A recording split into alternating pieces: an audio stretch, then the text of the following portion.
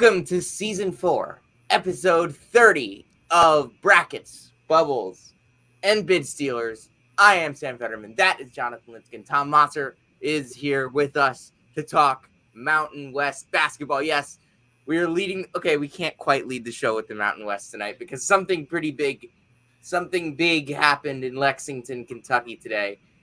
It might be time to update the Zvonimir Ivicic counter. Jonathan? Yeah, that was one of the most electric, I like most talked about debuts from a player in college basketball since really the Duke freshman in 2018-19 took the floor with Zion Williamson and RJ Barrett. Like, just the reaction of the crowd in Lexington was something that we really hadn't seen before, if I'm being honest. It was an out-of-body experience watching that game. Like, he does the behind-the-back pass for the three. He bangs the threes. He blocks some shot. Like, he elbows a guy. Like, it was a true out-of-body experience watching Zvonimir Ivicic play basketball And today. It's just like, obviously he's not going to play that well every single night. Like, he is. Let's relax a little bit, obviously, but there's no doubt that he is going to make a huge impact for this Kentucky team, way more than Sam or I thought he was going to. It's just another piece to a Kentucky offense that had already been humming all year. Yeah, we'll get more into the Zvonimir Ivicic conversation after we talk to Tom, but we had to lead the show with some talk about Big Z. Now, Tom, here's why you're here. We had some big games in the Mountain West today. 4 of the Mountain West 6 NCAA tournament hopefuls were on the floor. Also, Colorado State played last night during our show, so we didn't really have much of a conversation on that. Boise State and San Diego State, that was an excellent basketball game. It was a rock fight. It had everything that we expect from a Boise State-San Diego State game. What were your big takeaways? It was a really well-played game. Really, the difference was the last 7 minutes of the game, Boise State just buckled down defensively, and they held the Aztecs without a made field goal for over 6 minutes. And what they did was they did a really good job defensively on Ledee, and you've seen the last few opponents now in the Mountain West, starting last week in the pit with New Mexico and then continuing on Wednesday with Nevada. And now tonight he's getting swarmed, he's getting doubled. And so until the guards for San Diego State start shooting the ball a little bit more consistently, Ledee's not going to have much room to operate in the post. He can make the outside, he can make a mid-range to 18-footer. He might have to start catching it like LeBron when he was like early on in the league, a high extended high post where it's really hard to double in that area because he can be effective from there. But his post touches are not really leading to the baskets that they were in the non-conference part of the schedule. Boise, I mean, look, they've gotten really improved play the last week or so from Roddy Anderson at the point guard position. He was really bad to start the year, if to be quite honest. And that's why they didn't win a lot of those non-con games against the good opponents. But, I mean, look, they're very good at home. They're a defensive-minded team. They got it done today on defense. They made enough shots. Omar Stanley, all of a sudden, the St. John's transfer 3 for 3 from behind the line today. So if Omar Stanley's going to make threes and Roddy Anderson's going to chip in with double figures, that's a pretty dangerous Boise State team. Yeah, and what we said last night on the podcast, what I said last night on the podcast was that Boise State, maybe more so than anyone in the league, has the bodies, just like the bodies in the front court to match up with Ledee. I mean, Stanley is 6'8", 240. That's what Ledee is. Abo is 6'7" and a sturdy 225. Yeah. Dagenhart is 6'8", 235. That's what you're looking to get from those guys. And there were moments where Ledee's post touches were getting tripled. It's very clear that stopping Jaden Ledee is going to be the key down the stretch run of the season. I don't know what teams have the bodies to do what Boise State did today. They can be outwardly physical, and yet they still come back and they can hit 9 threes, and they win. They didn't even win today's game. They didn't even win the game on the glass, but they kind of thwarted what San Diego State likes to do. They couldn't. San Diego State has really struggled to move the ball. They've become heliocentric around the D. And I mean, he's amazing. He's one of the best players in the country. He's been Ken Pom game MVP 8 times this year against Division I opponents, 10 times if you include the 2 non-D1 games, which San Diego State should not be playing non-D1 games. That's right. A story for another time. But I liked what I saw from Boise State defensively. This is a really well-coached team. Leon Rice does it every single year, where he just brings in bodies, athletes that can really defend. Yeah. Oh, go ahead, Jonathan. Sorry. Yeah, Tom, I was actually going to add that I like that you brought up that Roddy Anderson contributed today, because he's a guy that I liked pretty much as a 1-for-1 replacement for Marcus Shaver. Like, he wasn't super efficient last year at UC San Diego, but he was used to being in a high usage role. And we knew that Boise State was going to be able to defend, because let's face it, Leon Rice always gets his guys to defend. So I figured he would come in. He didn't have to be the super efficient point guard, the super efficient guard, and he could just come in and score 12 to 14 a game for them and chip in offensively. And that's exactly what he did today. Well, today he did, and it's funny because when I first started my pod back in September, I tipped Boise to win the league, and it was pretty much because I thought Anderson would be not quite to Marcus Shaver's level, but close. And he wasn't in the non-con. Like, he wasn't. He really struggled. And there were times where for a couple games where Leon put Jace Whiting in the starting lineup, and he really hasn't played well either, to be honest. He struggles to score the ball and struggles sometimes against pressure. So it kind of went back to Roddy by default, and he has gotten better. So if he's going to play like this, they are a legit threat now to win the conference. They're 3-0 against the top 6. Their loss was the UNLV, who's, as Jekyll and Hyde as there can be, but they beat Nevada, they beaten Colorado State, and now they've beaten San Diego State. So 3-0 against the top teams. They're very, very good at home. Next Saturday, they will have a home game against Utah State, so that'll be another top showdown. Yeah, I mean, that's a really, really difficult place to go and win, and it's always been a really, really difficult place to go and win. It kind of took San Diego State's soul last year. I mean, look, they went 9-0 in Mountain West home games last season.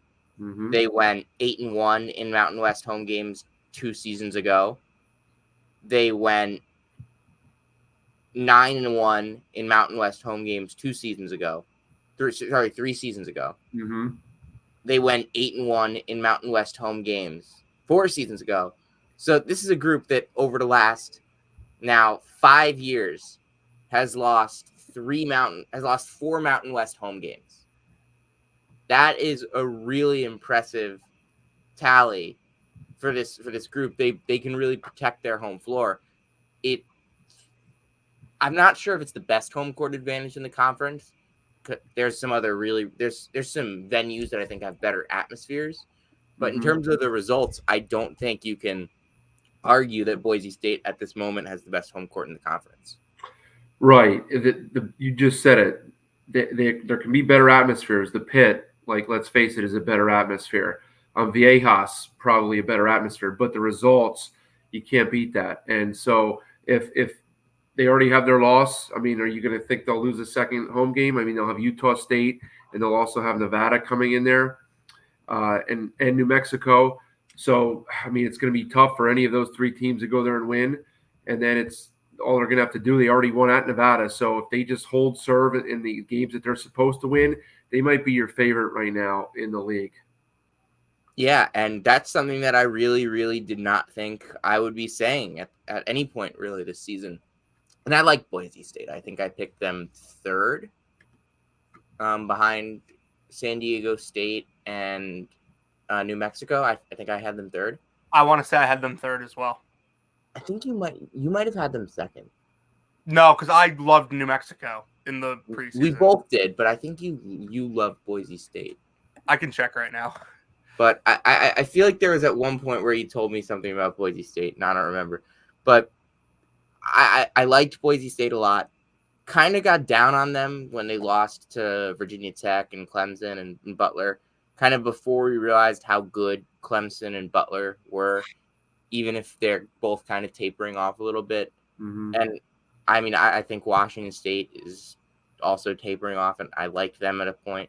That's another one of their losses. But like, look, they have wins against VCU, San Francisco, St. Mary's, North Texas, Utah Valley. I mean, like, obviously Utah Valley's not great, but like that's beating them by 20 is not something to slouch about.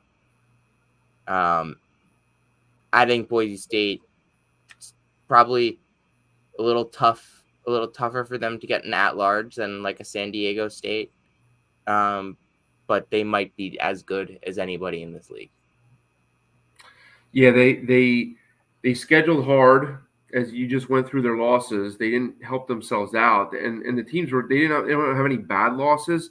They were just what we would call missed opportunities. And so if the key is going to be, they're going to have to avoid the losses to the bottom four teams, San Jose State, who they already beat on the road, so that's probably okay.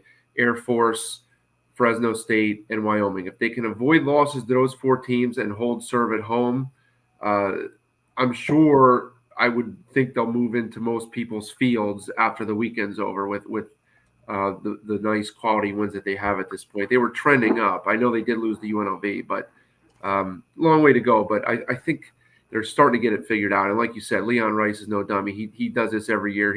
He develops players. They improve as the season goes on, and that's something that not everybody does. From the San Diego State perspective on this game, they're now 4-2. They've lost 2 of 3, 2 tough road losses to. You guys hear that? Yeah. Not very loud though. Second straight night of an interruption. That's the word. I almost said interference. But yeah, like we talked, San Diego State, like it's just a team I'm not worried about. I know they're going to defend. I know what their identity is, and obviously they have a superstar they can turn to down the stretch in games. They'll make the adjustment, I think, with all the post doubling. And Sam, I think you even texted me that they were tripling him today. Yeah, they were. There goes Aaron Jones, and I don't know why I turned football on, but that's a big run. And a juke, and he's still wow. Anyway, sorry to any of you watching this on podcast form, but New Mexico, Boise State, those are the 2 losses in conference. Those are both conference road losses. Again, just hold serve at home. And San Diego State is another team that doesn't really lose many games at home. I mean, they did lose at home to New Mexico last year. Mm-hmm. But I mean, they lost to Boise State at home 2 years ago. But like they're another team that they'll lose 1 conference game at home every year.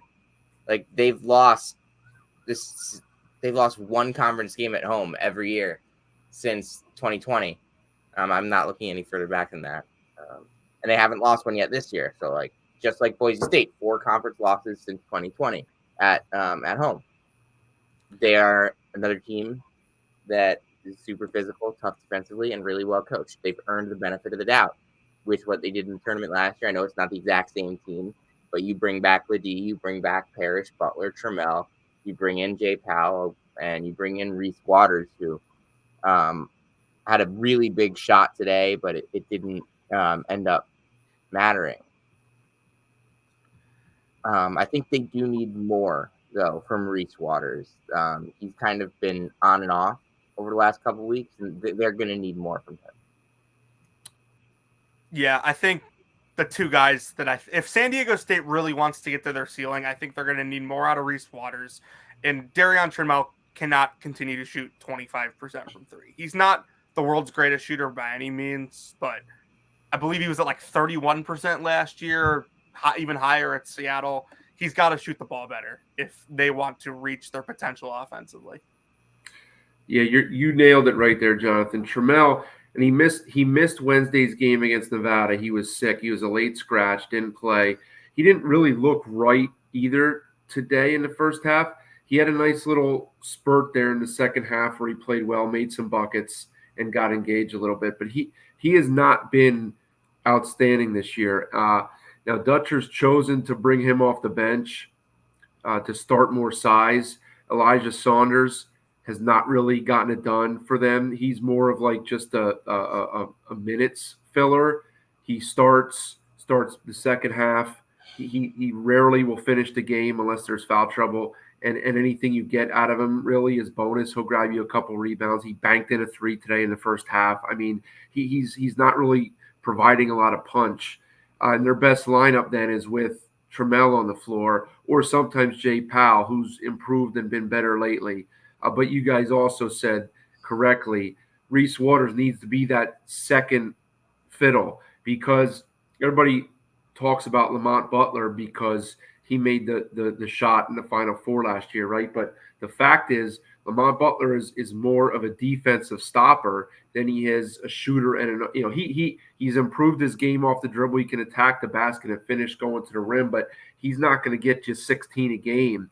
And Reese Waters, really nice shot. He can attack the basket. He can score at all levels, and I do think he needs to be a little bit more aggressive and consistent for the Aztecs moving forward here. But like you said, look, they're going to be tough to beat at home. They're finding the road difficult. They're not as deep as they were last year when they ran 9 guys out there every game. They don't have the depth, and so that's why you're finding these bumps here on the road in conference play. Yeah. Utah State bludgeons Fresno. That's not exactly the right term. They killed him. I used bludgeoned for another team today. Yeah, you did. I did. I also used hornswoggled. But yeah, Great Osobor, 20-12. Ian Martinez, 14, 7, and 6. Darius Brown had 5 assists. As a team, 20 assists for Utah State. What do you think makes this Utah State team so great?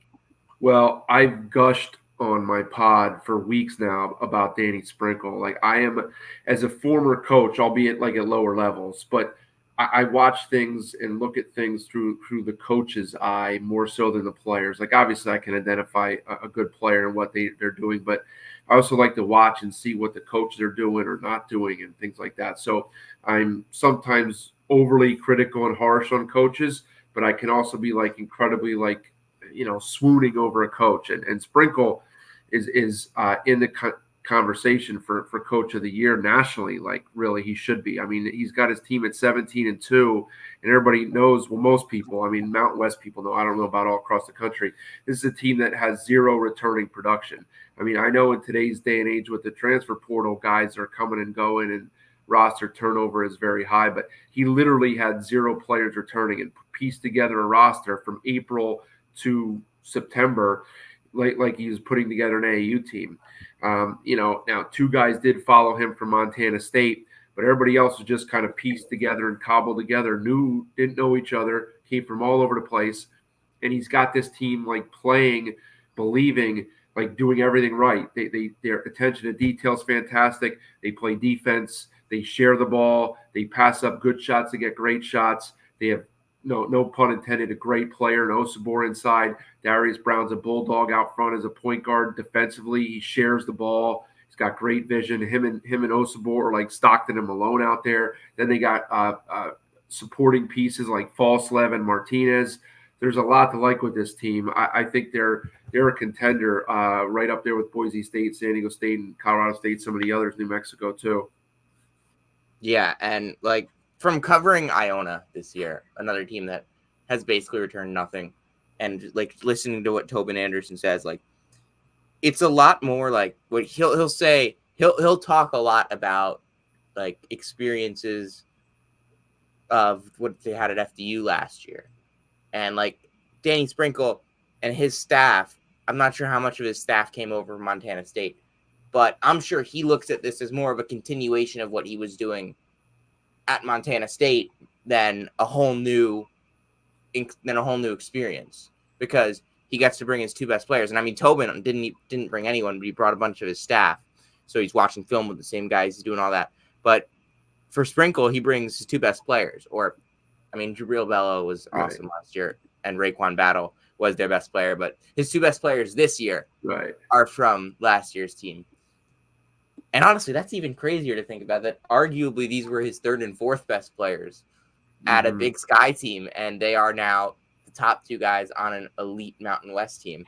But yeah, I'm a huge Mason Falslev fan. I've mentioned that before on the pod. Joshie Duje, I think, has been really good at times. And I was high on Utah State this offseason. I had them in my top 100. I had them pretty safely in my top 100. Where did I have them? Like 60, 62 or something? Yeah, well, you find that, like, it's just so impressive. 73.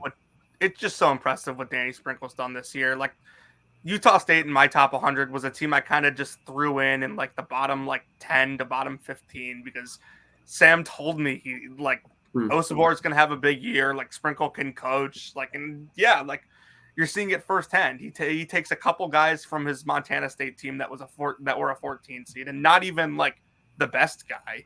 And then he takes a kid from Maryland who really wasn't a major contributor, and then a kid from Coastal Carolina and a freshman. And there's your starting five, and pieces together a team that's maybe the best team in the Mountain West. It's truly unbelievable what he's been able to do this year, and this team is just so fun to watch.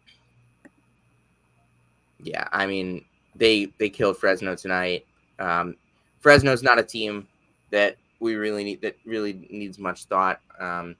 But I mean, we're probably not going to talk about them at any point for the rest of the year. So just like, Tom, do you have any like just big thoughts on Fresno?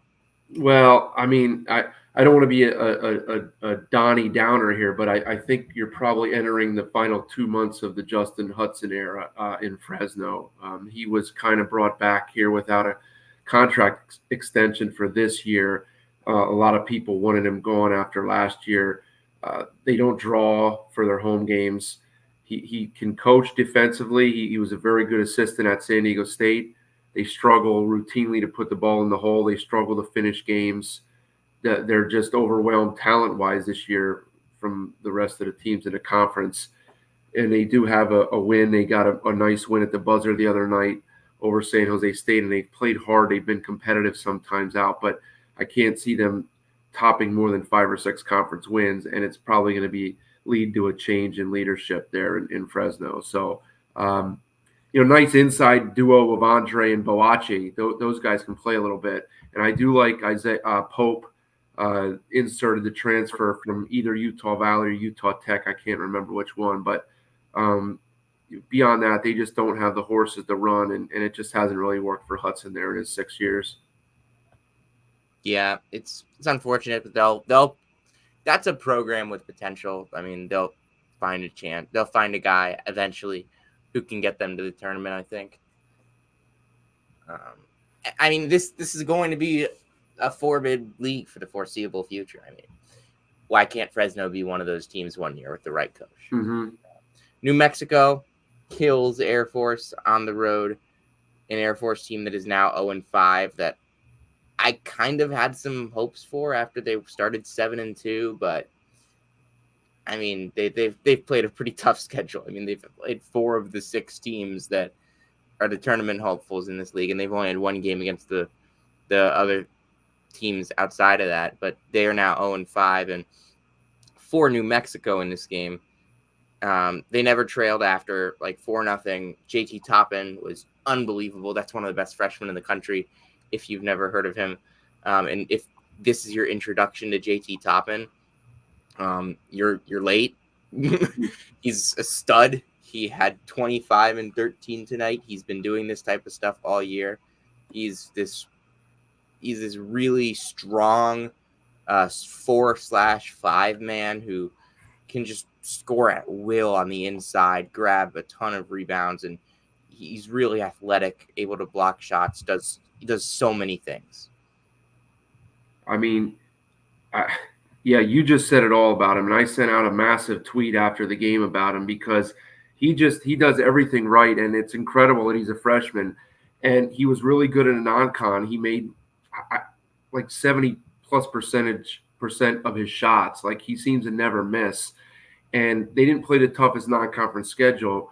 And then you'll say, well, it was only Air Force today, but you know what? He was like a stud last Saturday against San Diego State. So if he's doing it against San Diego State, he can do it against anybody. He's got great hands. He gets off the floor well. He finishes. He's got good touch. He knows how to move without the ball. He seals well. He's got, which very few people do, he's got incredible defensive instincts, when to go for a block and how to time it. He's just a force. And I mean, I don't know how long he'll be around in Albuquerque. Hopefully for a few years. I really don't know. But as you said, if you don't know him right now, you better get used to him. Left-handed too. So, I mean, he just got a lot going for him. He's a really, really, really good player. Yeah, I think today was impressive for New Mexico just because you have your two main guards, Dent and House, both in foul trouble early. And other guys stepped up for them. Toppin had 25, Mashburn had 13. He's been great all year as well. And then you get off the bench, Amso with 11, Washington with 11. This is not a super, super deep team, but all 7 guys that are their main rotation guys are excellent. And I think when it comes to like the NCAA tournament, you can roll out with 7 and beat anyone if those are your right 7. If you'll allow me, I think it's an 8-man rotation. I think Jamero Baker is in that rotation for sure. He just hasn't really played all that much recently. But I think that by March he'll be back. He'll find his way back into that rotation because I think he's pretty good. But after that, yeah, I don't really think anyone else is part of that group. But I think it's an 8-man rotation, and that'll work. That'll play. They're actually top 75 in bench minutes. I mean, kind of because they kicked some teams. Mm-hmm. They kicked some teams' asses in non-conference play and kind of emptied the benches. But they're really, really good in the backcourt. They're really, really good in the front court. They are so talented for this level of basketball. Like, they would be one of the most talented teams in any league in the country. I think that's correct. Baker missed Tuesday's game with a foot injury, so that he's been a little bit hobbled. So he needs to get back in game shape and shoot the ball the way he was like in December. I think the one question that you do have with New Mexico, as talented as they are very talented, is the Richard Pitino question. Like they were the last team last season to lose a game. They were the final unbeaten last year, and they kind of crapped out once the conference season came, and they weren't even, kind of on the bubble, but weren't one of the last few in. And then, he kind of had this happen at Minnesota a few times too, where he goes through some late season swoons. So he needs to kind of keep it together. They got the roster to do it. They've lost now today. They did win on the road, but they've lost already at St. Mary's. They lost at Colorado State, and they lost at UNLV. And they were a dent, like runner in the lane with 20 seconds left from losing at New Mexico State, and it's their only road games prior to today. So they need to prove that they can beat one of the big boys on the road before they're taken serious as a contender to win the league title, because the league is just so good. But without a doubt, they're beyond talented. Yeah. And they beat Air Force today, 85-66. They only shot 4 for 19 from 3. Oh, they probably should have not scored that touchdown. There's still 1:07 to play. Too much time for Jordan Love. Anyway, Air Force 7-10, 0-5. Just same thing with Fresno. Do you have any thoughts? Yeah, they just don't have enough bullets in the chamber. Like Joe Scott, he does what he can there. He has a nice system in place. They play a different style because of the way they recruit. They don't take transfers. They lost Heidbreiter to Clemson, who was one of their best players last year. He has 2 pretty good players in Petritis and Ethan Taylor, but there's just very little depth there, and they just don't have enough. And I mean, they'll play some teams tough at home, but I fear they're not going to win more than a couple league games, unfortunately. All right, Tom. Last night, Colorado State had a really, really fun atmosphere at Moby Arena for a win against UNLV. They went with the orange out. It was really it was a full gym, and Nick Clifford was excellent. Isaiah Stevens was awesome. We didn't really get to this game on the podcast because it was happening while we were doing the podcast. I mean, hey, the West Coast, they stay up late over there. But it's all worth it. I mean, St. Mary's, San Francisco second half is about to start. Colorado State now 15-3, 3-2 in the Mountain West. They do have those 2 road losses, but this is some really good teams. Beating UNLV is important. Like, it's very important to avoid like that loss because you're probably going to beat the bottom 4, but UNLV is that team that they're that feisty team that can beat you.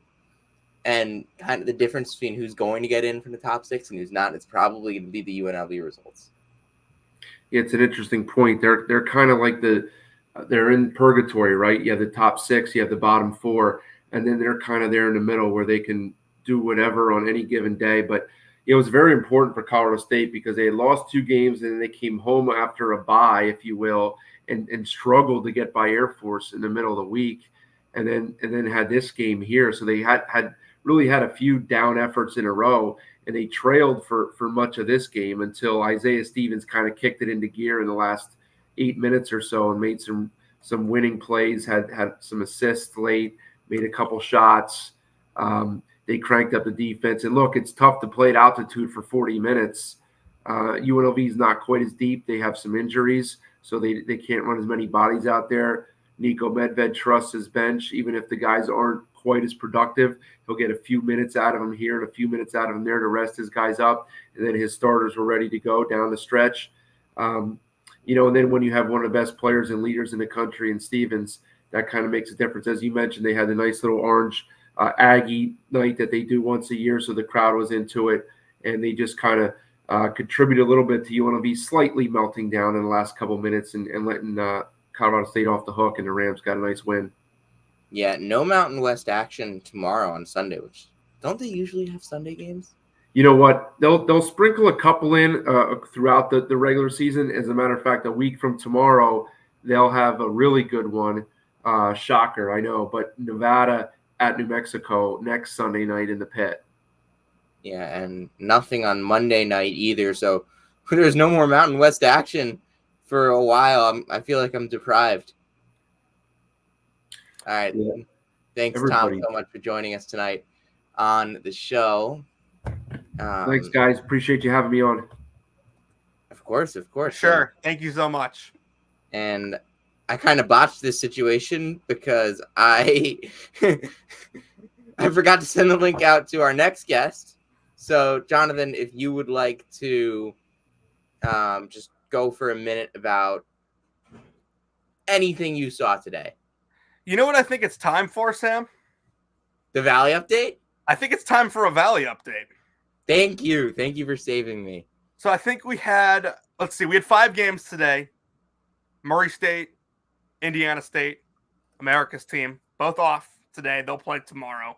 That game, I believe, is at Murray State. Didn't America's team play today? Evansville? Yes. There's 2 America's team. Evansville got waxed, though.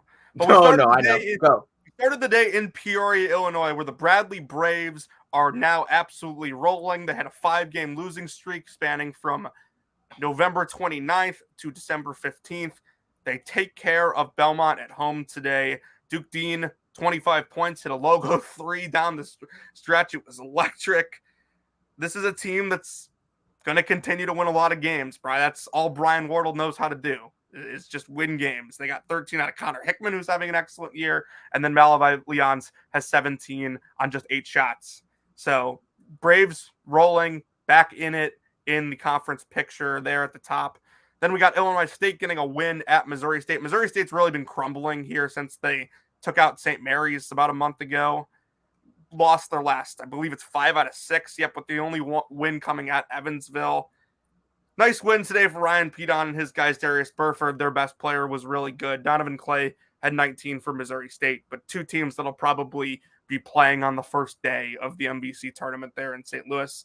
Then We got a Valparaiso win. Roger Powell picks up another one over Luke Yaklich's UIC team. Not many notable. UIC was good. Yeah, for like a hot minute. Not many notable things to talk about. Cooper Schweiger had 19 for Valpo.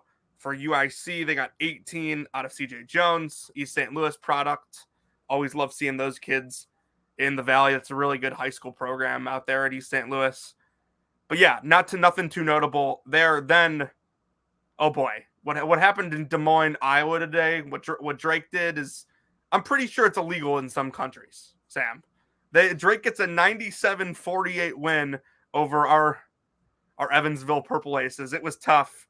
America's team going out the same way the Cowboys always do.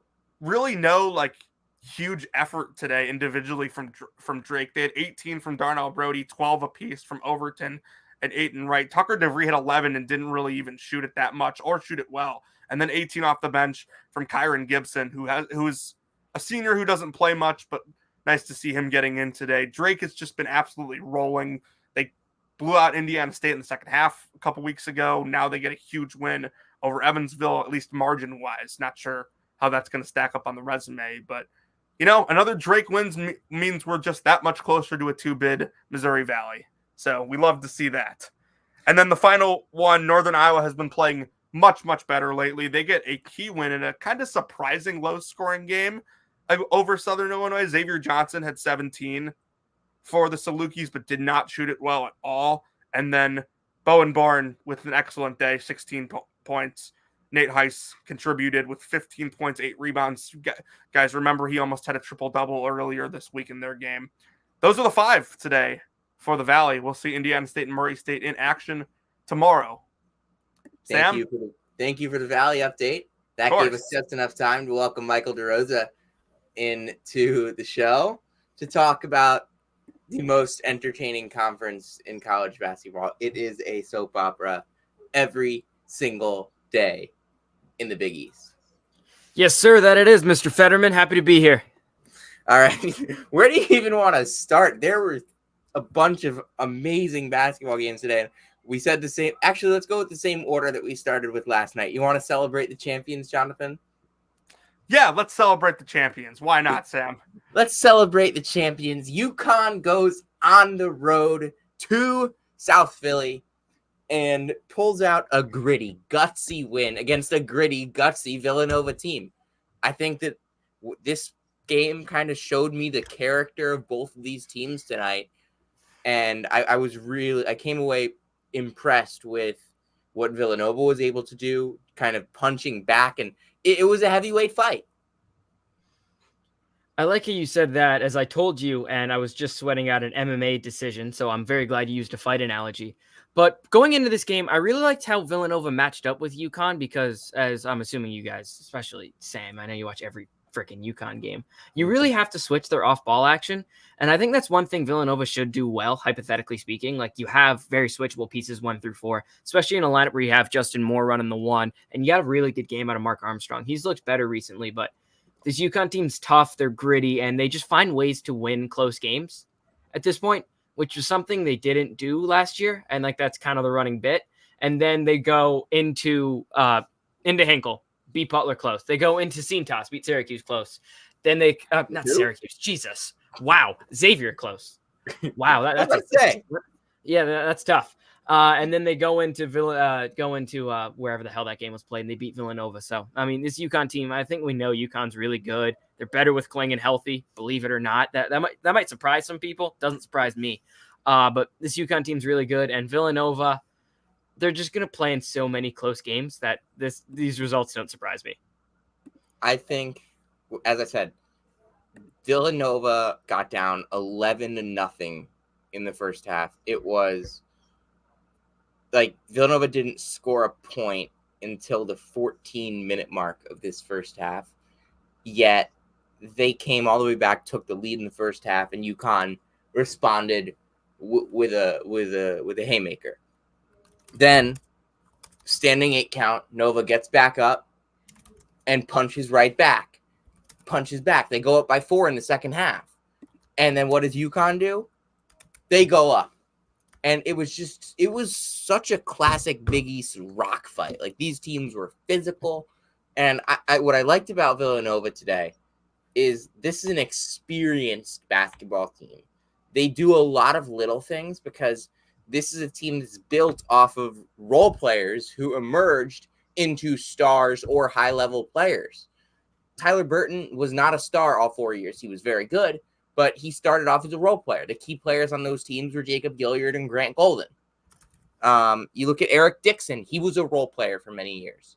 Justin Moore was obviously not a role player per se, but he was not the key piece of his first few teams at Villanova. These guys are rooted in, they need to need to do little things to stay on the court. They did the little things tonight. And I think Villanova needs to kind of lean more into that. Be more of a rock fight team instead of just living and dying with the three, because they have the bodies to do that. They have the experience to do that. They can come out on top of these games against most opponents if they can make it play like this. I think this game makes me feel a lot better about Villanova, just the way that it played out. Yeah, I think all I have to add to this is last night we were previewing this game, and one of my key points is that Villanova doesn't really do a great job finishing at the rim or getting to the rim. And with Donovan Clingan back and healthy, I did not see them really being able to do that at all. But they had 26 points in the paint. I thought they would have to hit some more threes to hang around here, but they did such a good job defensively that they were able to make it a rock fight and nearly win. Yeah, this Villanova team, they're just a team I see playing in a ton of close games. Like, they play up and down to their competition. Like, they played UConn really tough. And then you look at the games they had in their preseason tournament. They smoke Memphis, and that Memphis win is aging pretty well up until yesterday. Was it that game yesterday? Maybe 2 days ago. 2 days ago. Yeah, 2 days ago. They all blend together at this point. They smoke a Texas Tech. Do a different show every night. Yeah, pretty much. It blends. Pass the past, course current events. They do that. I mean, they beat a Maryland team that I really like preseason. That sucks.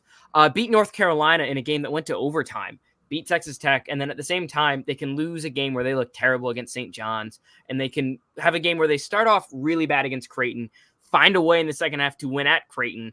That's an excellent win. So I just envision them playing in a ton of close games. That's kind of how I see this Villanova team for the rest of the season. And hopefully, if they want to make the tournament, they got to come out on top in more of those than they don't. But I think they'll be in just so many like of these weird kind of games that they were against UConn. And to your point earlier, Sam, if they can embrace being in those rock fights and just really embrace their defensive identity, I think it could really help them this season.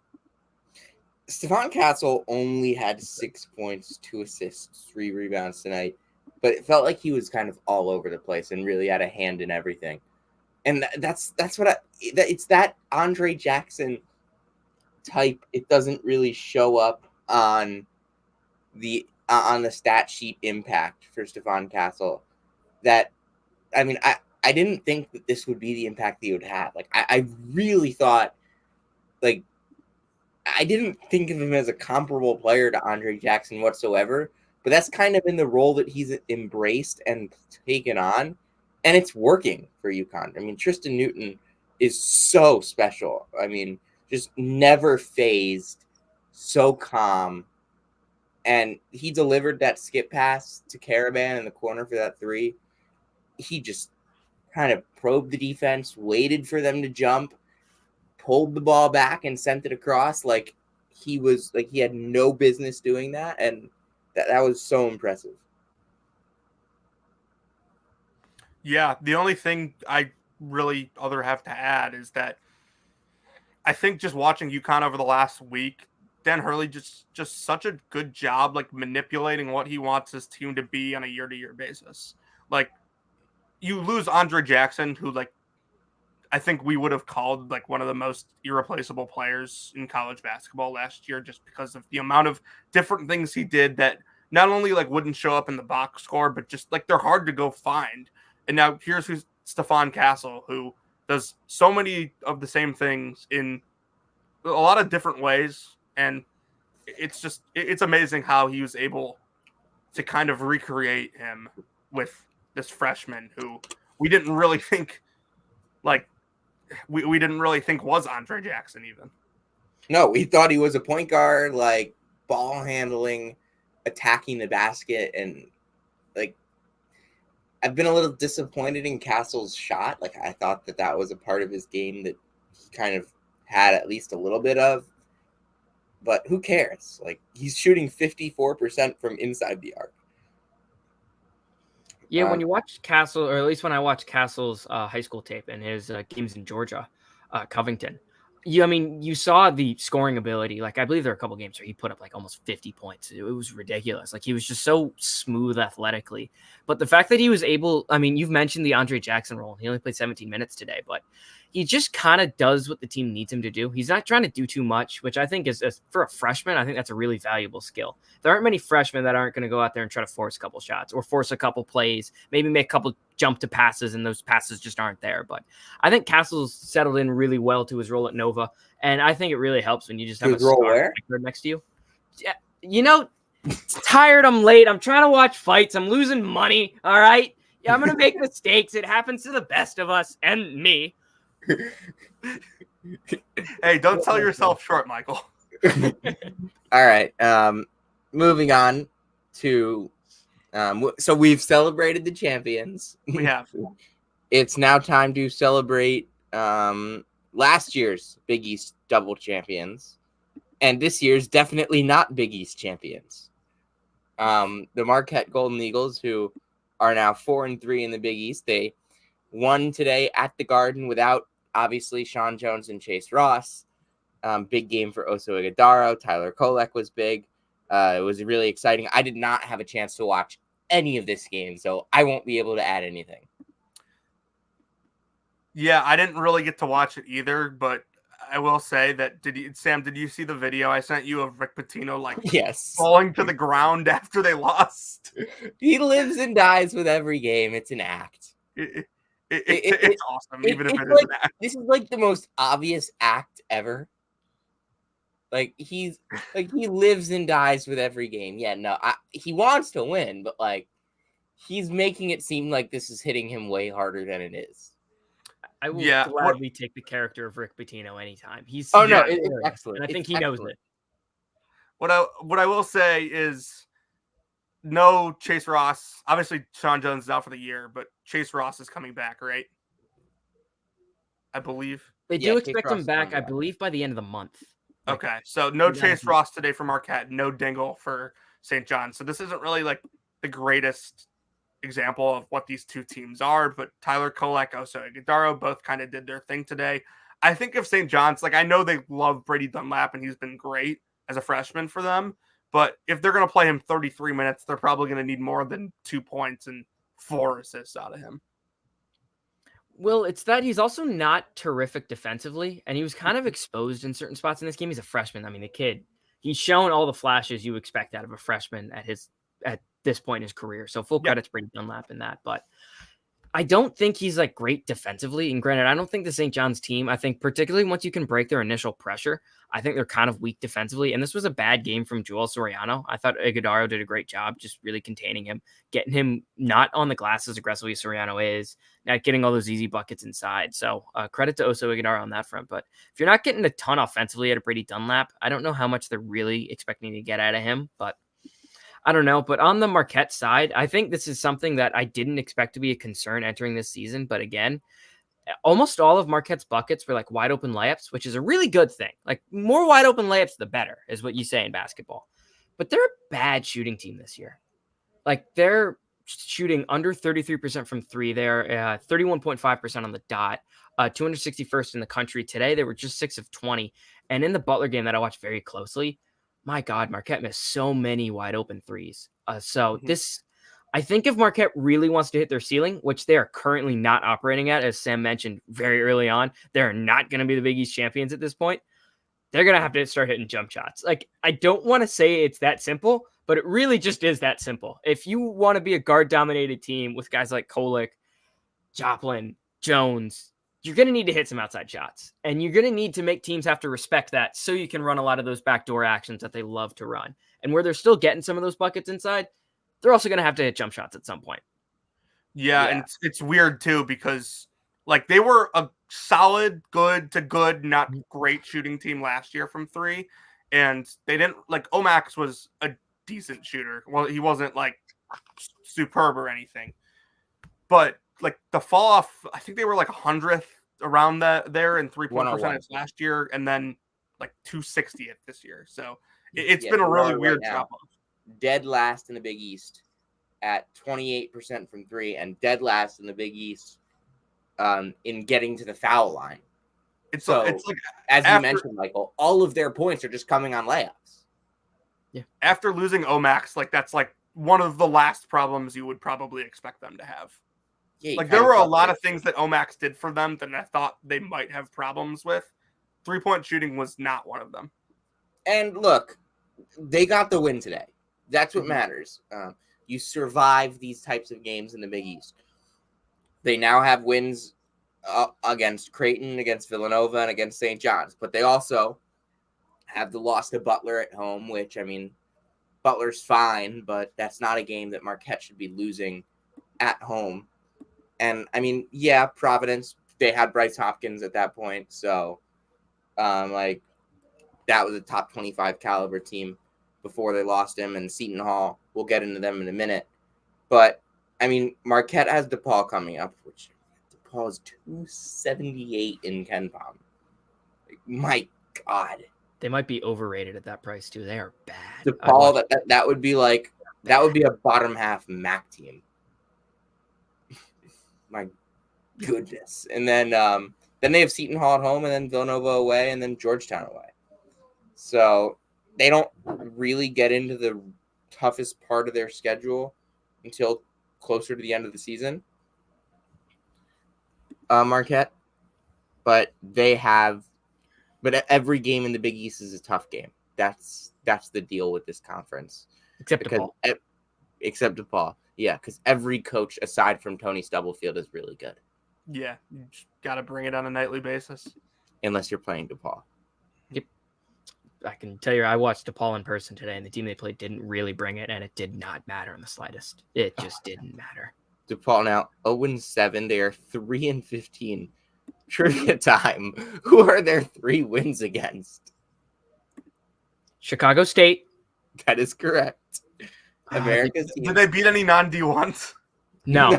They were all D1s. It was it South Dakota? Was there one? Yes, South Yeah. Dakota. Oh my God, that's a great pull. Okay. Now the third one I'm not gonna get. No, you're going to get it.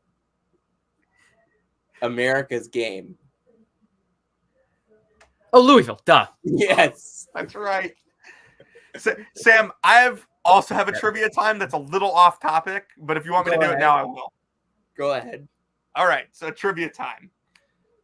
Who this season, not player, what team I was gonna leads say the Johnny Furphy. country? Hold on. What team leads the country in flagrant fouls? Is it DePaul? No. Indiana. Xavier Johnson. He's racking them up. It's Indiana. How did you get that so quickly? My friend sent it to me earlier today. I've just seen like the stats of poor Xavier Johnson in his last year. It's like he has more flagrant fouls than field goals made in his last like 3 games. For today. I don't know if that's still a stat today. Now, I have not put myself through actually watching an Indiana game in like a couple weeks. Good choice. So I haven't seen that. But yeah, awful. Again, this podcast and the 2023-24 college basketball season, not a safe space for Indiana fans. Moving back to the Big East, where we're going to talk a little bit about game of maybe the year. It's the third game that we get to on this show. Triple overtime for the first time in the Big East since that incredible Xavier Providence game where Bynum hit a huge shot. The floor was slippery. Mhm. At the dunk. What a game that was. But Seton Hall just didn't have enough in the tank to beat Creighton. Baylor Shireman, Ryan Kalkbrenner, and Trey Alexander all played 53 plus minutes in this game.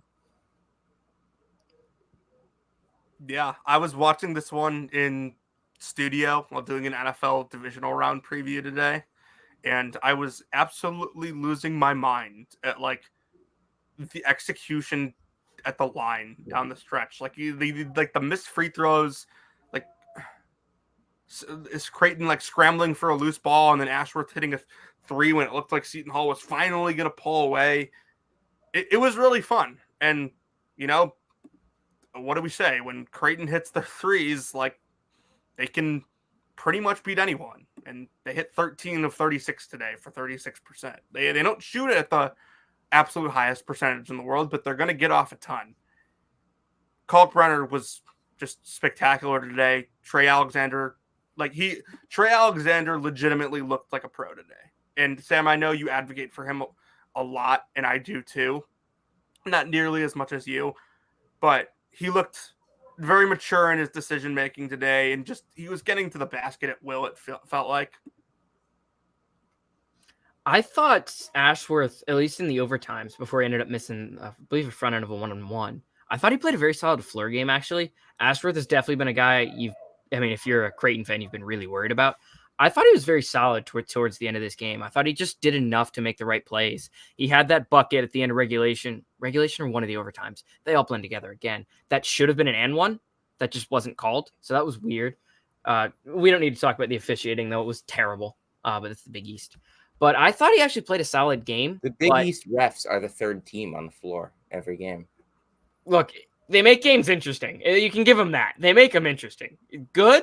Who knows? But interesting, they got that. But I think also the stat you mentioned up top kind of speaks to the depth of Creighton. Like, you're not going to get many Isaac Trout or Fred King minutes. So you've really got 6 guys.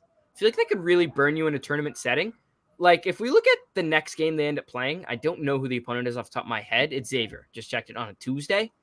How are we expecting them to bounce back after this performance? I mean, you had to play an extra 15 minutes of ball, and it's the same 5 guys that you're going to run out there to try to play the full 40. Are you really expecting them to be 100% on Tuesday? It feels like a quick turnaround. Like, so in a tournament setting particularly, that's going to worry me.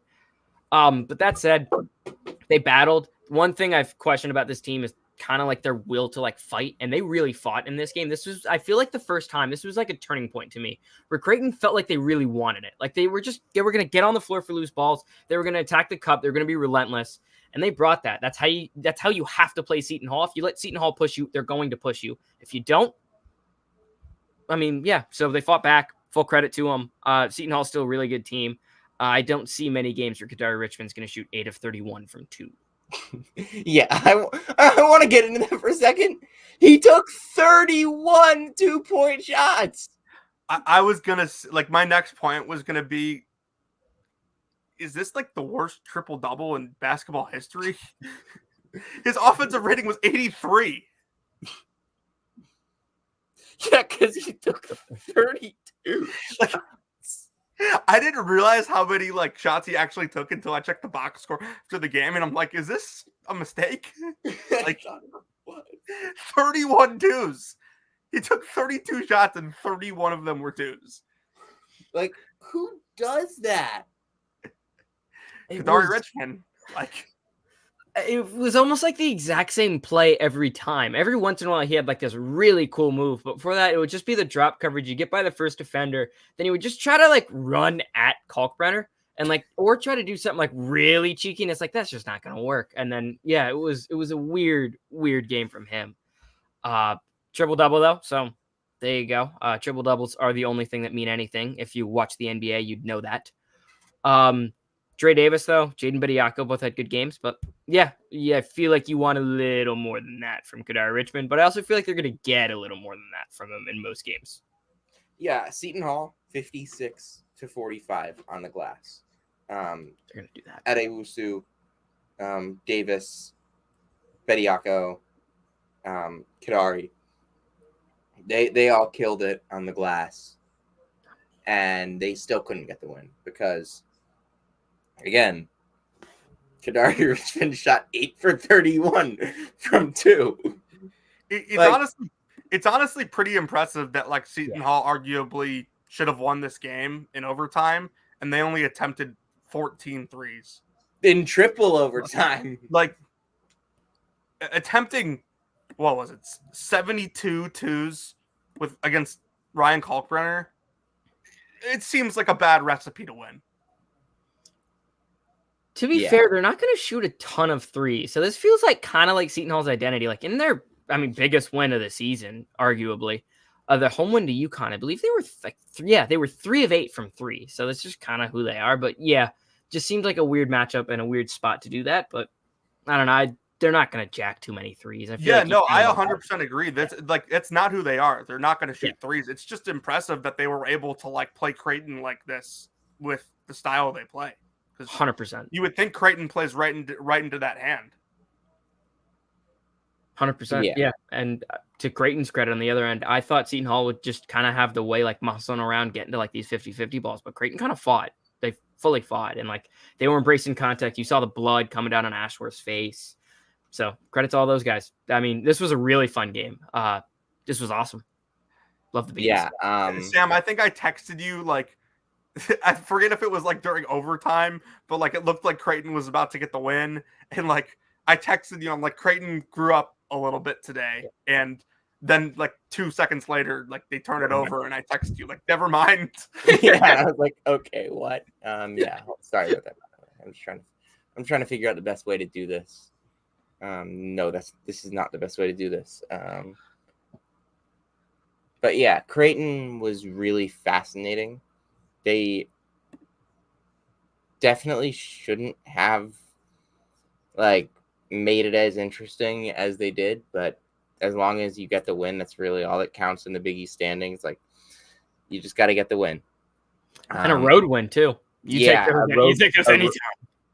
A road win against a really good basketball team in Seton Hall. I also think Shaheen Holloway was really impressive. I mean, today I just think like some of what they were able to do, just punching back and fighting, it really reflected the identity that I think Seton Hall has been longing to get back to. Really for a while. I didn't really think they showed it the last couple of years under Willard, where they just kind of were mid. They were painfully mid. Like they got punked by TCU and like. Yep. We probably mentioned that game like every other time we talk about Seton Hall. Yeah. Well, Willard was halfway out the door at that point. He I believe in the post-game presser he was like, "Yeah, I'm going to Maryland." Like no, yeah, much. but that was like kind of the thing with that Seton Hall team. Like they would I think Sam, we routinely call that game the most predictable 8-9 game in the history of the NCAA tournament. Yeah. Yep. Absolutely. But back to today's Big East. Butler, congratulations. You did not lose to DePaul. I was at this game.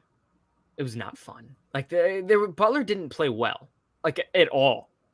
I thought Pierre Brooks had a fine game, but other than that, like Posh Alexander actually played really well. He had 6 steals in this one, but DePaul just wasn't great with the ball. They hit a couple like tough shots, but weird game. DePaul doesn't feel like they have any sort of cohesion, and Butler ran like there were so many times his team tried to go iso ball, and it's like that's not how Butler's going to beat you. They're going to beat you when they move the ball really well, when these guys are all really connected. That's how they beat you. And particularly with Butler, Jamil Telfort hasn't been great in Big East play. He was not great again today. You need a lot more from him if you want to make the tournament. He is really important. I think I agree with that. The Pierre Brooks revenge tour continued today. He's so good. Back-to-back 20-point games. He's really proving all the doubters wrong. I mean, there were no doubters to begin with, but there weren't many believers. There were definitely fewer doubters. I just don't think that there were many people that like truly cared about Pierre Brooks. Like there were. Yeah, that's the point. That's why it's funny. He's having a good year. There's a lot of interesting individual pieces on this Butler team. They're just like they're going to have to put it together for some key wins if they want to make the NCAA tournament. Yep. Like they're just not good enough to win these really tough games in the Big East consistently. And like Butler would be a tournament team in the ACC. like they would beat basically everybody in the ACC besides Duke and Carolina. But because maybe Wake Forest. I think they could beat Wake Forest. Like I Nation, agree. baby. I agree. They would split with Wake. Yeah. But like they would be a tournament team in the ACC. They would be a tournament team in the Pac-12 because they could stack up wins in those leagues. But in the Big East, where every Where would game, you have them in the Big Ten? I read a tweet about this, so that's why I'm asking. I don't know about that because like there's a lot of just like the middle of the Big Ten is better than the middle of the Pac-12 and the middle of the ACC. Sure. Yeah, and that's kind of what it's about. Like just the middle of the Big East is so good that Butler is going to find it hard to get even wins against like your St. John's and those types of teams. I think it's really interesting because I would argue Butler hasn't taken a bad loss this year. No, they absolutely have not. definitely. And like, as long as you don't lose to DePaul or Georgetown, like there really isn't a bad loss in the Big East. Their problem's going to be like the problem that the Big 12 bubble teams have. Are they going to lose too many games? Like let's look at this. They have 7 losses. They still have to play Villanova, Creighton, UConn, Marquette, Creighton, Villanova, St. John's, Providence, Seton Hall, and Xavier. That's 10 games against teams in Ken Palm's top 55. Like, yeah, 7. They have 7 losses. And If they lose half of those games, plus a game in the Big East tournament, they have 13 losses, and they'll get in. But they're probably not going to win 5 games against top 55 opponents. They'll probably win 3. And at that point, they have 15 losses, and they're not getting in. Yeah, it's going to be fairly greasy from that perspective. Yeah, you're not wrong. They're just going to have to steal a couple games. Hopefully the home court's popping for a few of these bigger games. I mean, look, I go to school here, so look, do you know how much fun it would be to like have a team that like can make the tournament? That sounds like so much fun. Wish I could experience that at some point. But that said, I also don't think their next game is a cakewalk just based on matchups. Yeah, I mean, Ken Palm only projects it as a 5-point Butler win, so all right. That's not a cakewalk in any world.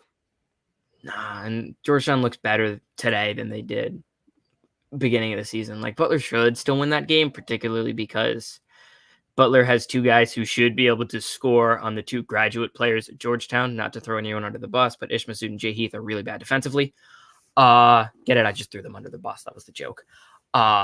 But when I look at, I mean, yeah, you're going to need those guys doing something, but Butler, you're just going to need to steal a couple games. The metrics don't love you yet, and they definitely won't after this game. But also, I don't know how much of this game you guys watched. I would hope very little, because that would be smartest for you. But KT Ramey was the best player on the floor for quite a while in this game in my mind. He had 14 points. He was the only DePaul player that had a positive plus-minus in a game they lost by 14. Stubbs auto-benched him when he got his second foul in this first half, which, like, some coaches do that. Whatever. He finished with 3. But also, he just didn't start him in the second half. And then Butler went on a run. And that was the game right there. It's like, this guy completely changed the game for DePaul. He hit a couple huge shots. He had 2 early blocks. He played really well. And Stubbs just didn't play him. It was really weird. So that's the only Tony Stubblefield. It spreads.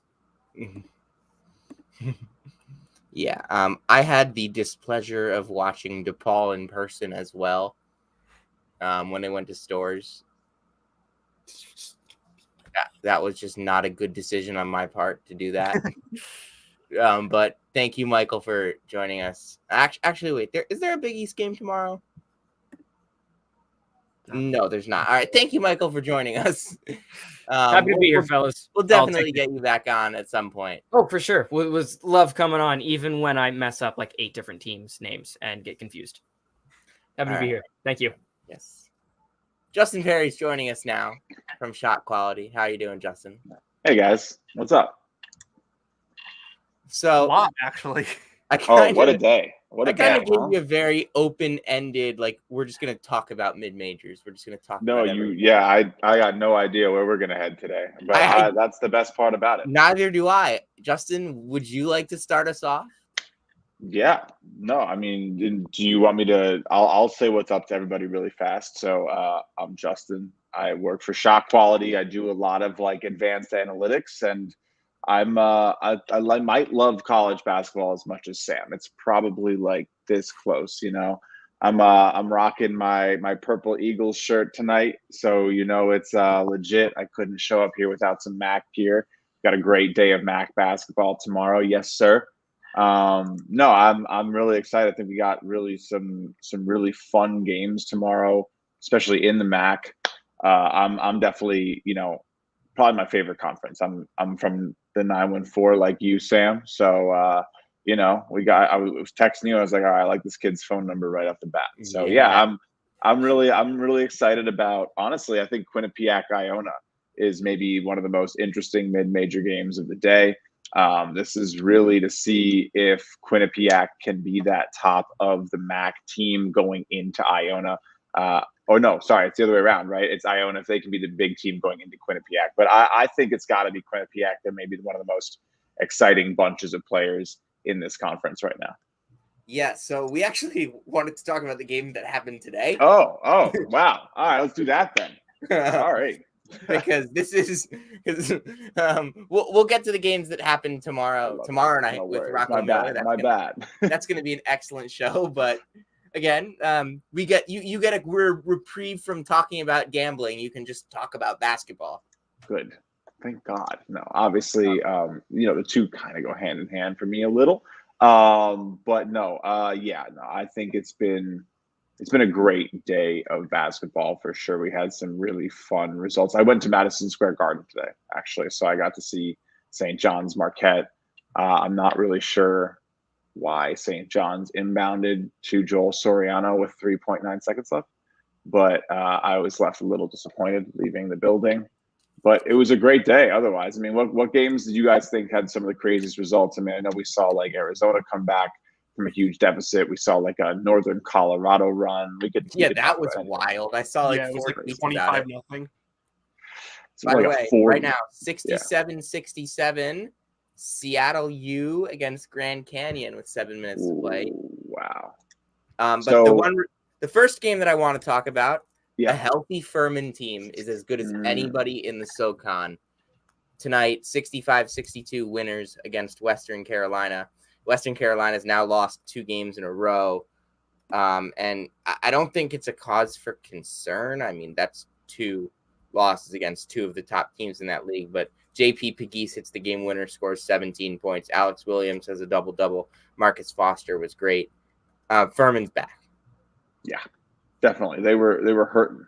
They were really hurting for just legs and minutes. Again, looking at some of the shooting stats off the bat, nothing really jumps off the board, right? Like they played a really good game. I wouldn't sit there and say that anybody got you know, especially lucky. We saw a pretty evenly called game in terms of fouls. Just really quickly, just looking at the stats. I mean, the big thing is that Furman probably could have had a bigger win. They missed 6 of their 12 free throws. So, you know, maybe it was a little too tight, and that game winner, if you're sitting there as a Furman fan, maybe you're wishing that you were already up a couple extra points. But yeah, I mean, this was a big game. I mean, both teams. Western Carolina was 4-1 coming in, and Furman was 3-2. So big win. Really, honestly, one of the most slept on conferences in my opinion. Yeah, SoCon's having a really fun year. There's a top tier. There's a top 4 of just really exciting basketball teams. Buckyball at Samford, UNC Greensboro with Mike Jones, Western Carolina with Vontarius Woolbright, and Furman with Bob Ritchie, who we know is an excellent, excellent head coach. Yeah, they are. I mean, the rest of that league, not great. I'm not. I don't really like this Chattanooga team very much. I don't really like this Wofford team very much either. But the top of the SoCon is fun. I think it's interesting because you mentioned those 4 teams at the top, and it's 2 teams in Furman and Greensboro that have had a lot of recent success, and then you got 2 teams in Western Carolina and Samford who maybe haven't been as good the last decade or so that are really competitive and really fun teams to watch. at the top of the league. I think you hit it on the head, Sam. Like Furman's back. Like they needed to get healthy, and JP Pegues hits what was essentially a buzzer beater today to knock off Western Carolina. And just watching it, I'm like, oh, I've seen him do that before. So, yeah, I think Furman's a really solid team, really well coached, especially when they're healthy. Marcus Foster's great. Like Pegues can be a complete superstar and a guy that we'll have to take notice of down the stretch here in this season. And also Furman could be a team that just because of their injuries could be completely underseeded if they end up winning the SoCon tournament. Yeah. Moving on. Another fun mid-major game today. Columbia kind of gave Princeton a little bit of a run towards the end, towards the middle of that second half there, but they never actually took the lead. Princeton, a 21-11 double-double from Caden Pierce. Tigers are 15-1. They're 3-0 in the Ivy League. They don't play again until next Saturday when they go on the road to Cornell. That's going to be an awesome matchup. But, I mean, this was just a fun basketball game and a fun day of hoops in the Ivy League.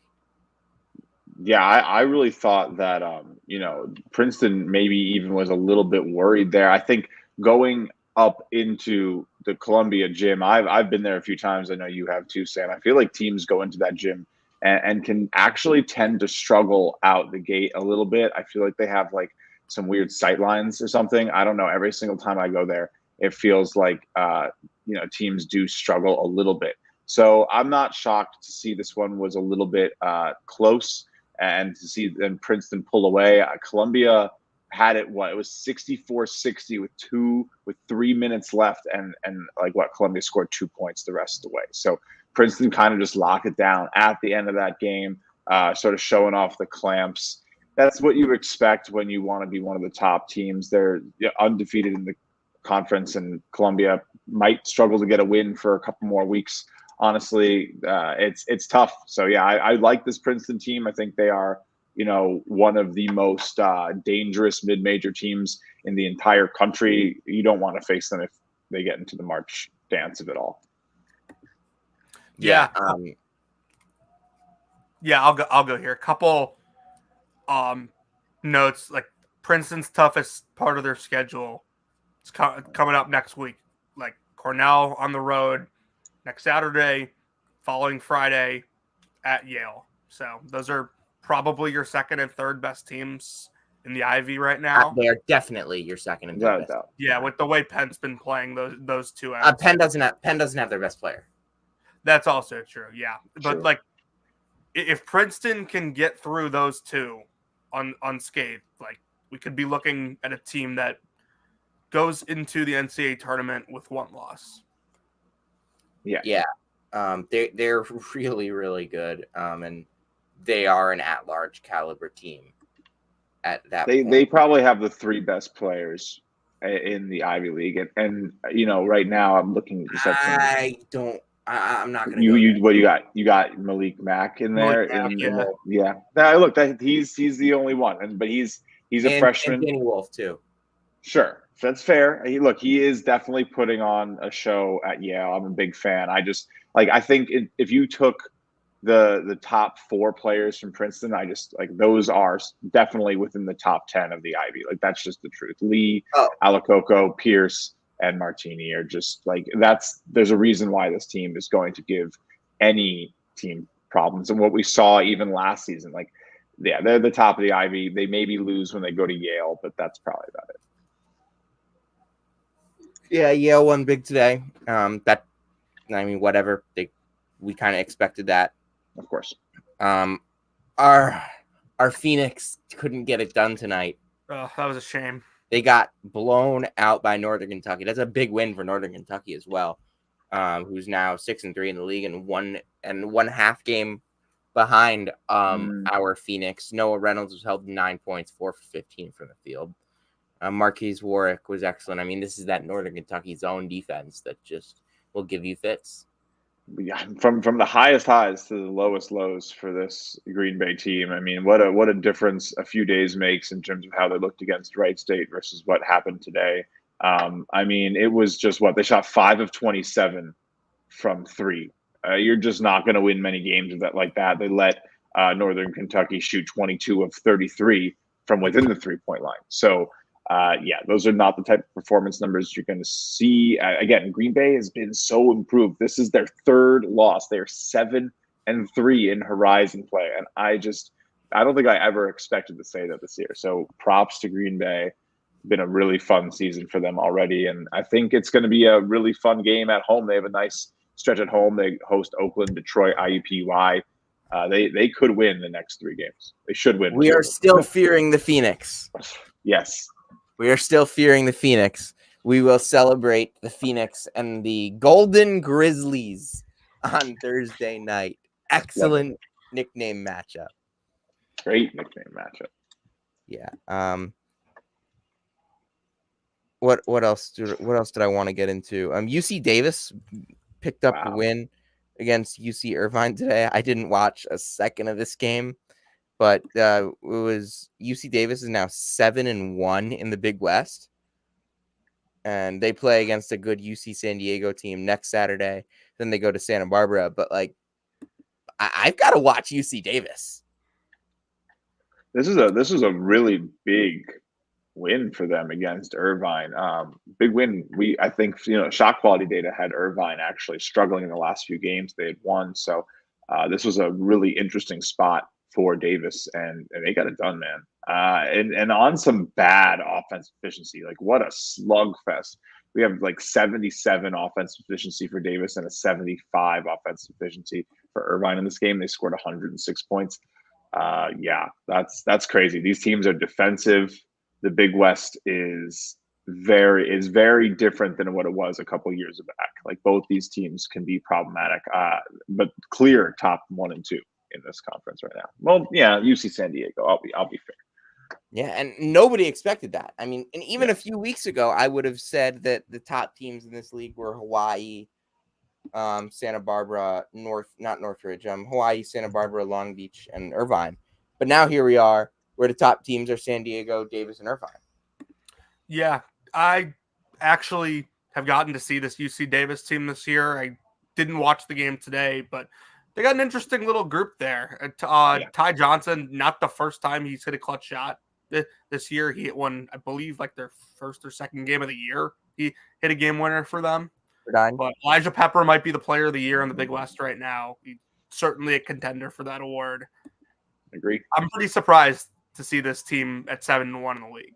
I thought they were all right, but when did you see them? Huh? When did you see them?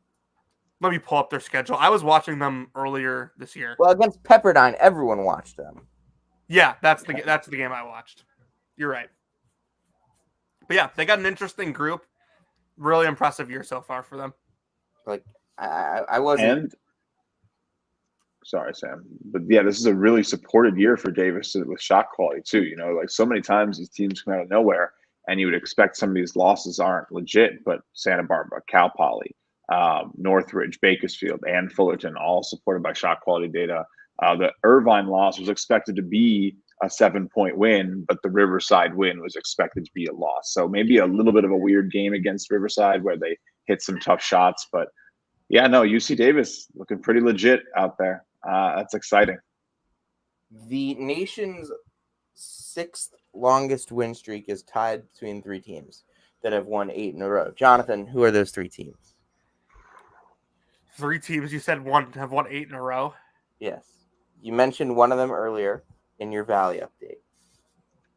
Bradley. Yes, Bradley. North Carolina is another. Who is the 3rd?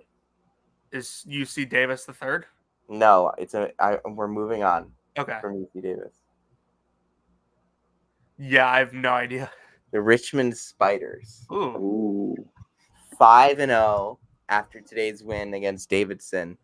They win in the A10 behind 24 from Jordan King. They're 5-0 in the A10. I didn't see that. I don't think many people saw that coming.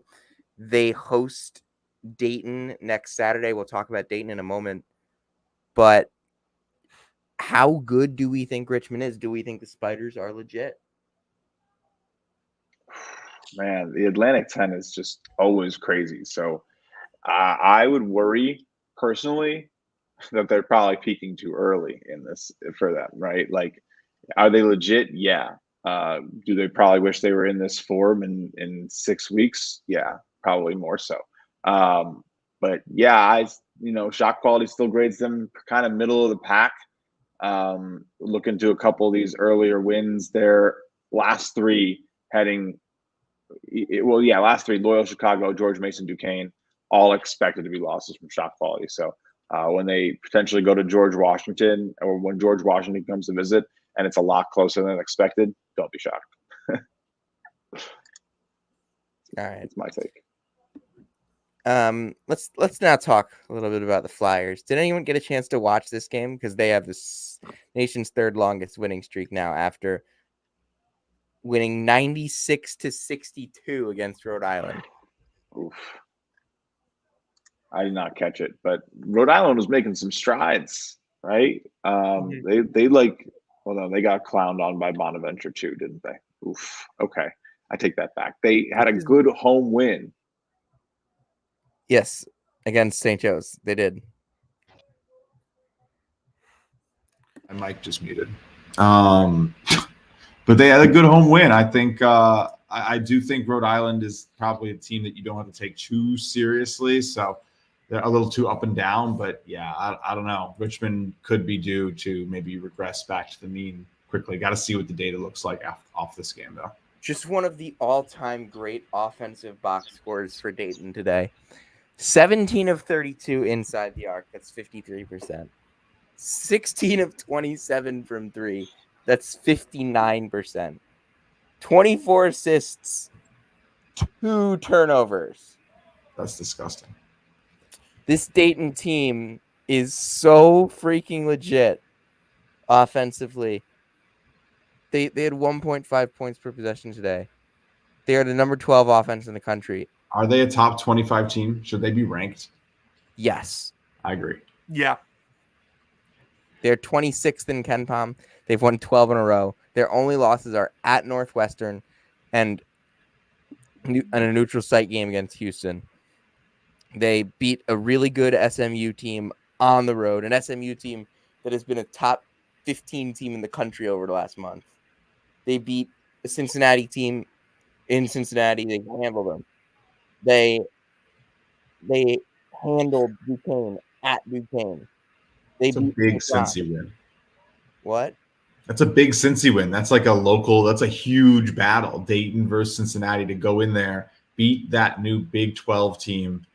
Like, that's the Cross River battle, right? Isn't like Dayton and Cincinnati like really close? Or am I crazy out here? I think so. Like an hour. Yeah. All right. They definitely, maybe I'm thinking of someone else, but Xavier? in terms of proximity, maybe. No, not Xavier. I think it's a different one. Northern Kentucky? Yeah, that's it. That was it. Yes, thank you. That's very close to Cincinnati, which makes a lot of sense. I do have some geography, even though I'm a Northeasterner. But yeah, no, man, I think this Dayton team is super scary. Gonna go play LaSalle and Richmond and GW. But we're not gonna see a real test here. The game at Richmond is probably their biggest test for the rest of the season right now. They're probably expected to be favorites probably every other game, I would imagine. Yeah, they're projected as a favorite in the rest of their games scheduled. They were just ridiculous today. I mean, really could do no wrong. Hit a ton of threes. Like you said, the 24 assists to 2 turnovers is just unheard of. This is their best efficiency of the season. Yeah. Mm-hmm. And I mean, they just continue to impress. They shoot threes. They have a star inside that's basically unstoppable in that conference. So yeah. It's a team that I cannot wait to watch play in the NCAA tournament, and will continue to follow throughout the season. Yeah, absolutely. Thank you, Justin, so much for joining us tonight. Of course. My last little comment, Sam, is going to be that Houston loss for Dayton was actually a 4-point shot quality loss. How crazy is that? So you replay that 10,000 times. Those players take the same shots. Shot quality expects a 4-point loss. So Dayton's legit. I appreciate you guys having me on to talk some mid-major hoops. Have a good night, and let me know whenever you want to do it again. Of course. Thank you so much. Thanks so much. Peace out, guys. All right, you want to talk about Big Z? Yeah, let's talk about Big Z. We got a little into it. Let's talk about Big Z. Is this just the best player ever? Like, I tweeted today. I tweeted today. He throws a behind the back pass and like hits his first 2 threes. And I tweet, I'm like, okay, I've seen enough. He's the greatest player to ever step on a basketball court. he does the Jordan shrug. Like, what did Kentucky fans know when they like bought a billboard to like try to get this kid eligible? I swear to God, he does the Jordan shrug 5 minutes into his college debut. Who does that? He was a plus 23 in 5 minutes in the first half. They were a -6 the rest of the way. And like, he looked decent defensively too. Not just decent, he was like swatting everything. He had like 3 blocks. I think in the second half, like, I heard Georgia like put him in some ball screens and stuff like that, and like exposed him a little bit defensively. But like, holy cow! Like, I cannot remember a better college debut. Just everything that he did. They scored 105 points. They only won by 9. This game was never close. I'm ready to. Okay, I'm gonna make a statement here. Okay. His 5-minute stretch in the first half was the greatest 5-minute stretch in regular season college basketball history. Are you serious? Like, from an individual player standpoint, name something better. Xavier Rattan Mays? Ring a bell? What did he do? What did he scored do? like 25 points in a row or something like that. I mean, the guy could do no wrong today. It was like, it's actually ridiculous how much he's like loved and embraced in Lexington without even playing a game. Here, I'm gonna send you a text. Okay. I like kind of remember this, like kind of don't. Yeah, for Florida State. 30 points in 4 minutes. 4 minutes? Oh my god. Okay, I'll watch that later. Yeah, it's like John Shire. Yeah, no. I know you know that. What was video. that? 21 points in It was 21 points in 75 seconds. That's absurd. And by the way, like, GBN lost that game. That he. Oh yeah, no, I know. So the thing overall with Kentucky, like, they actually like kind of hurt their metrics today because they only ended up winning by 9 and gave up 96 points in the process. Their offense is one of the best in the country. Absolutely no denying that. They need a Adu Thiero back because I don't think their defense is good enough to win a national title without him. I agree. I think it's good enough to win a national title with him. I agree. And I don't think I'm going to pick this Kentucky team to win the national championship, and I think a lot of people will. But if the tournament started today, I wouldn't say no. I wouldn't. And this also, like... By the way, Seattle U has a 4-point lead with a minute left. This camera is, like, so close to the court. I don't know if you're watching this. I have been following it, not watching. And this next thing I'm about to say is not a slight at Kentucky. Like, I'll preface this by saying, like, Kentucky with Big Z and kind of, like, the way they're going right now with Thiero coming back is probably a top, like, 7, 6, 8 team in the country, or right around there. They might be the 3rd best team in their own conference. That's how good the top of the SEC is. Yeah, great segue, by the way, to the other best player ever. Like Dalton Connect. Yes, Dalton Connect. Dude, I'm going to sit here and tell you this. I spent this entire offseason looking at Tennessee's roster, dreaming of, like, a good offense and, like, dreaming of, like, what this team could be. And, oh my God, are they good? Like, everything that, like, I envisioned this team being, they are. And more. And more. Yeah. On the offensive end. Yes. On the, like, I thought I had hopes of them being like a top 35 offense. They're much better than that. They're number 20. They've lost once since the beginning of December. Like, they went out today and absolutely thrashed an Alabama team that was rolling. I said they hornswoggled them. Dalton Connect, 25 points, 7 of 14 from 2, 1 of 6 from 3, 8 of 8 from the line. Jonas Adu had 19. He has been so good this year. Like, we kind of knew that he was going to take a leap. Jordan Gainey comes off the bench and scores 15. About going back to Adu real quick, we kind of knew that he was going to take a leap, but like, why the hell did Uros Plavsic ever get on the floor last year?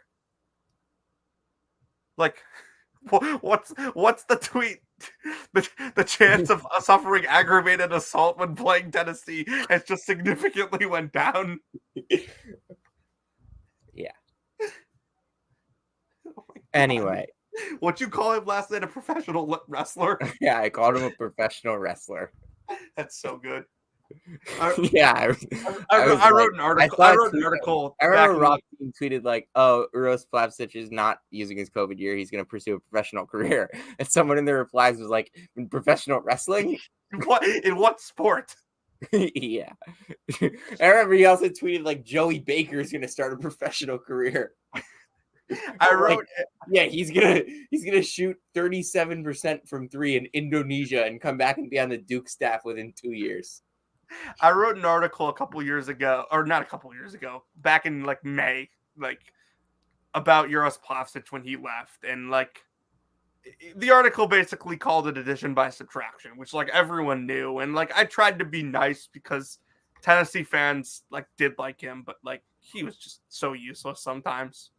He was not good. Like, remember this? It's still baffled in the Sweet 16 when he just lost that game for Tennessee. He just absolutely clobbered Vlad Golden for no reason. I saw that and like, nope. For some reason, like the guy sitting next to me, I think it was Henry and Riley. Like they just didn't see it. And I was like, dude, that's a flagrant. Like, and they're like, what? He should have been ejected. I'm surprised he wasn't ejected. Yeah. But like Ziegler's has been really rounding into form. Like he didn't do a ton today, but he had 6 assists, four steals. Like a very Zakai Ziegler game in all aspects. Santiago Vescovi, like really good player, does a lot of things well. Doesn't have to be a super high usage guy for them this year. Like Tennessee, with the addition of Dalton Connect, what it did for them is their other players that they relied on a ton offensively last year. Basically, it boiled it down to like, okay, you guys do what you did well. We're not going to need you to force. We're not going to need you to do too much or like overload you guys with like responsibility because Dalton Connect takes care of that. And he is such a perfect fit for their system too. They run him off so many screens, those pin downs that Rick Barnes loves to run. He's like the perfect player for those because he can hit off it if you're not trailing him on your hip, and if like you're playing right on him, he can catch and use his body to get to the basket. All right, rapid fire. Iowa State over TCU. Go. Horned Frogs nearly came back in this one, but you know this is an Iowa State team that I think we like, Sam. Yeah, they were punking them in the first half, and they go in without Tamin Lipsey. They win this ball game. Really impressive stuff. I thought Curtis Jones, Keyshawn Gilbert, they were very impressive. 18 steals. Yeah, good on those guys for stepping up. 27 turnovers. Avery Anderson is like a 19th year senior, and he turned it over 7 times. I think Seattle might do it. They just did do it. It's over. Oh my God, that's the toughest game left on Grand Canyon's schedule. Not too concerned about that. Do you think they still have a chance at an at-large? Yeah, absolutely. Yeah, BYU and Texas Tech. Texas Tech comes back and wins that game. BYU was unconscious in the first half. They scored 48 points. They scored 30 total points in the second half. They were without Noah Waterman and Trey Stewart, but that's kind of bad to just go in and blow that game. Pop Isaacs was really good. Yeah, I just watching the first half and like following the game overall, it was just honestly pretty impressive what BYU was doing. I did not expect them to like be able to come out in that environment and do that on the road, but they just completely let the game slip away. Could not get a stop down the stretch. Pop Isaacs was freaking unreal today, and like USA was rocking. Yeah, that place gets loud. Texas at the Horn against Baylor. Tyrese Hunter, really marquee win for the Horns. Kind of put them back in the tournament picture. Yeah, this was one of the 2 games that we got a buzzer beater in early today. We'll get to the other. Yeah, there were others, but Tyrese Hunter was good. Like, if Tyrese Hunter's shooting the ball well from 3, Texas is going to be really good. Like, not really good, but solid. I still don't know how much I believe in the Baylor team. Oklahoma over Cincinnati on the road. Jim was kind of giving them a lot of flack last night, but Oklahoma defeating the 2022 Iowa State allegations with a Big 12 road win tonight.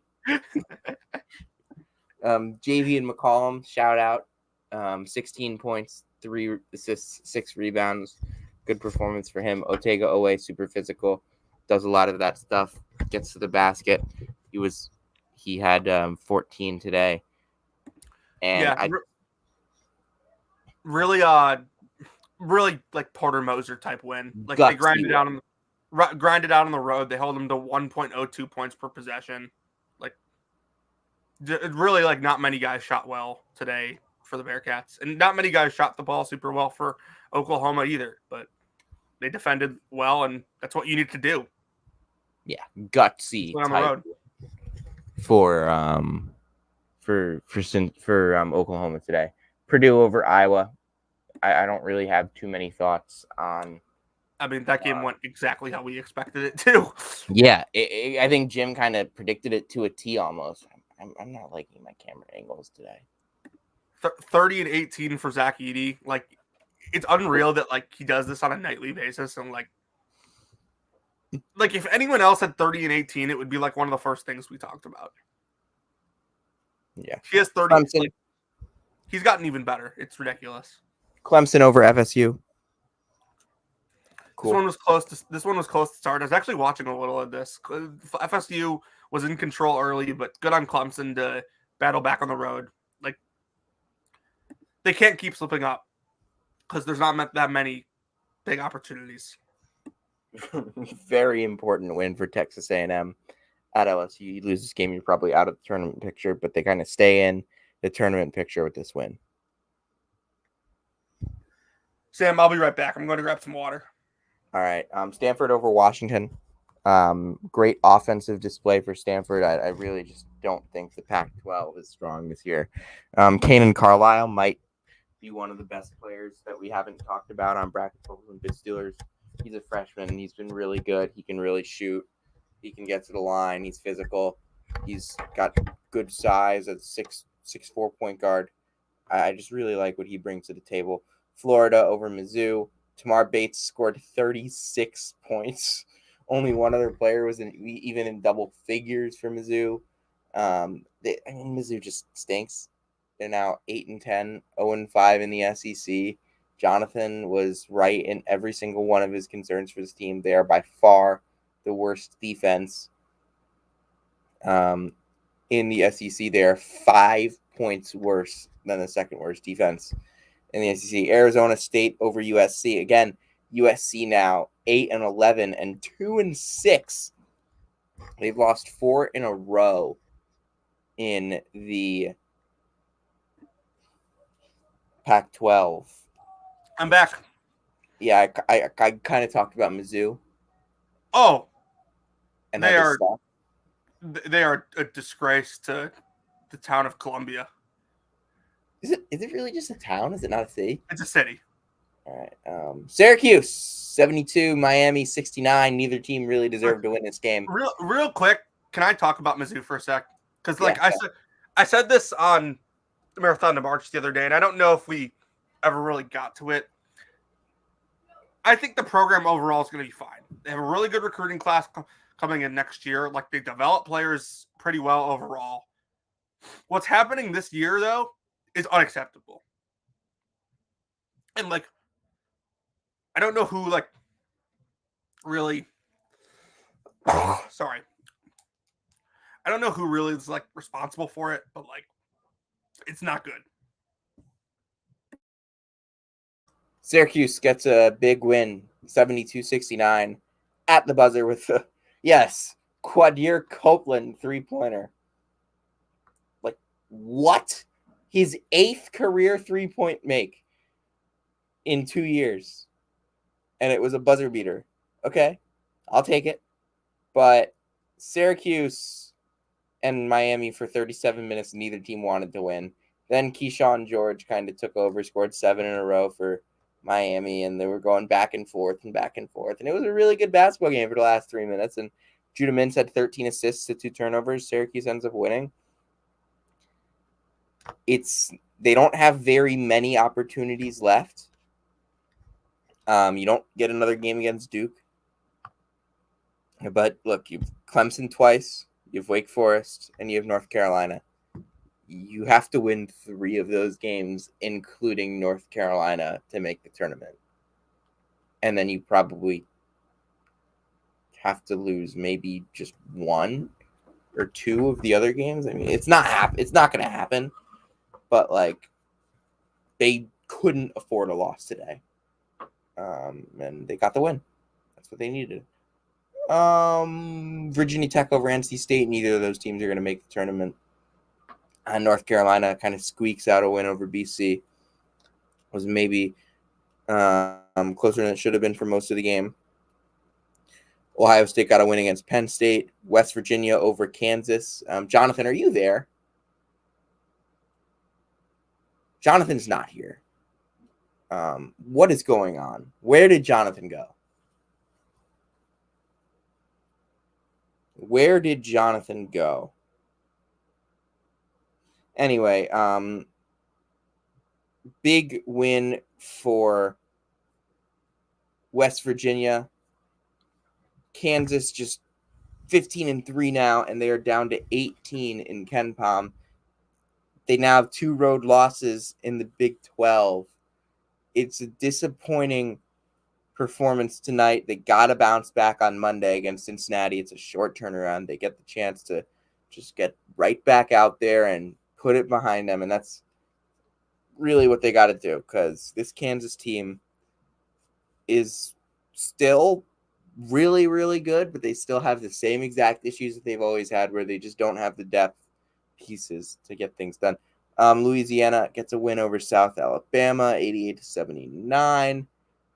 Joe Charles had 22. Kobe Julian had 24. That was kind of a swing game. Both those teams were 3-3 in the Sun Belt. UNC Wilmington. I was watching this game. Shaquem Phillips was really impressive down the stretch. He kind of lifted them. I thought they really showed fight, and they're gonna win this, and they're gonna go and win that game. We're gonna have to wrap up here in a moment.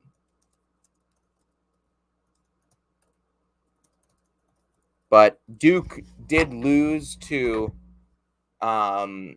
Pitt at home. We'll kind of talk more about that tomorrow with Rocco, I think, because we'll just have a little bit more time to do that.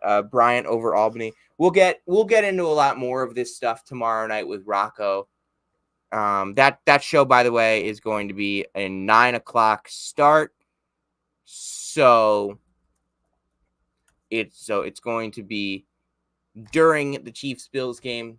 So if you would like to skip the fourth quarter of that, which is what I am advising you to do, go ahead and do that. But we've gone for 2 hours tonight. This has been a really excellent show. We got good guests. Jonathan, you want to take us home?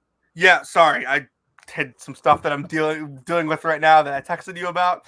But if you are looking for info about where Tyler Self is currently working, if you are looking for info about the most uninteresting team in the country that plays in Stillwater, Oklahoma, and if you want info about what is up with Caleb Grill, you have come to the right place. This has been Brackets, Bubbles, and Bid Stealers. We'll see you next time.